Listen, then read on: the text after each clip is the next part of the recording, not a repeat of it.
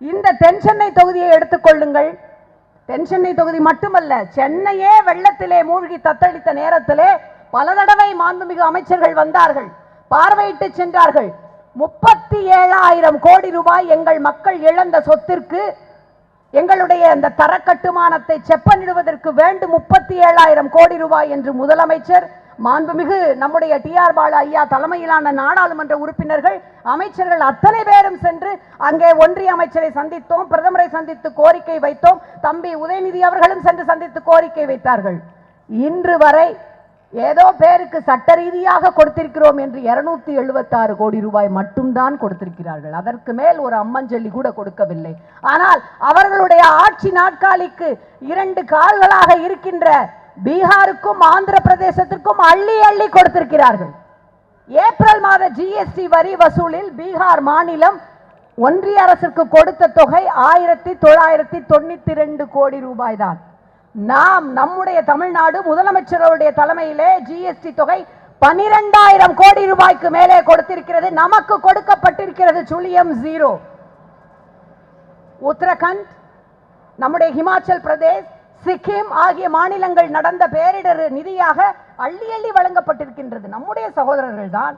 ஹிமாச்சல பிரதேசத்தில் நடந்த அந்த வெள்ளத்தின் பொழுது நம்முடைய முதலமைச்சர் 10 கோடி ரூபாய் நிவாரண உதவியை அளித்திருக்கின்றார்.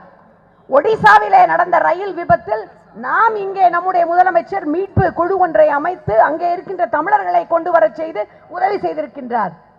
ஏன் பெண்கள் உயர்வானவர்கள், பெண்களுக்காக போராடுகின்றோம், நாரி சக்தி என்றெல்லாம் நம்மிடையே கதையளந்து விடுகின்ற இவர்கள் மணிப்பூரிலே பெண்களுக்கு வன்கொடுமை செய்தார்களே, அந்த மணிப்பூர் பெண்களுக்கான நிவாரண முகாமிற்கு அத்தனை உதவிகளையும் நம்முடைய முதலமைச்சர் அனுப்பி வைத்தார்.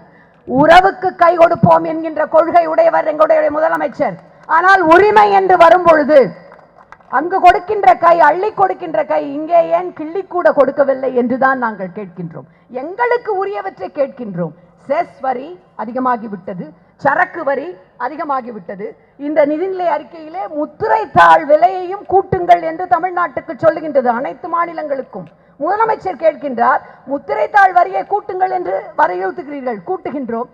ஆனால் நீங்கள் அப்படி கூட்டும் பொழுது மாநிலத்திற்கு ஏற்படுகின்ற இழப்பீட்டு தொகையை தருவோம் என்கின்ற உத்தரவாதம் ஏதாவது தந்திருக்கிறீர்களா?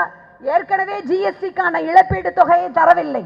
இது மட்டும் எப்படி தருவீர்கள் என்று கேட்கின்றார். எப்படியெல்லாம் நம்மை வஞ்சிக்க முடியுமோ.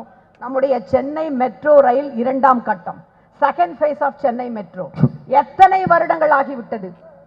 நம்முடைய மாண்புமிகு உள்துறை அமைச்சர் வந்து சென்னை கலைவாணர் அரங்கத்திலே தொடங்கி வைக்கின்றார். அதற்கு அடுத்து 1 வருடம் கழித்து அரசாங்க விழா ஒன்றில் மாண்புமிகு பாரத பிரதமர், இந்திய பிரதமர் வந்து 63,000 கோடி ரூபாய் சென்னை மெட்ரோ ரயில் திட்டத்திற்கு ஒதுக்கப்படும் என்கின்றார். 20, 21, இப்பொழுது இருப்பது 24. சென்ற வருடம் வரை ஒரு நையா பைசா கூட ஒதுக்கவில்லை. தாய் உள்ளத்தோடு இவர்களைப் போல அல்ல, தான் வாக்களித்த மக்களுக்கும் வாக்களிக்காத மக்களுக்கும் சேர்த்தே அனைத்து நலத்திட்டங்களையும் தருகின்ற பெருமையையும் பெருந்தன்மையும் உடைய நம்முடைய முதலமைச்சர் தமிழ்நாட்டிலே இருந்து நிதியாக 33,000 கோடி ரூபாயை ஒதுக்கி அந்த பணிகளை முடுக்கிவிட்டிருக்கின்றார். இந்த நிதிநிலை அறிக்கையிலே எல்லா திட்டங்களும் நம்முடைய சிறப்பு மிகுந்த திராவிட மாடல் ஆட்சியை அப்படியே நகல் எடுத்து ஒரு ஏறக்குறைய 10 திட்டங்கள் அறிவிக்கப்பட்டிருக்கின்றன.